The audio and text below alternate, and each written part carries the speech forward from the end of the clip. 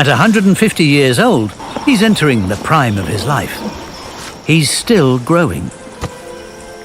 But the dry season is fast approaching, and the food here will soon wither and die.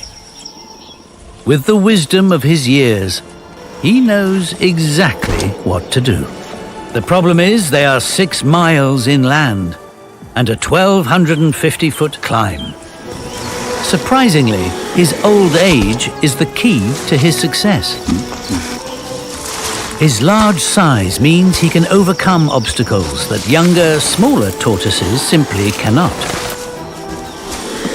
After a month, he arrives. A seasonal retreat for the oldest and biggest residents of the island. Getting healthier and stronger.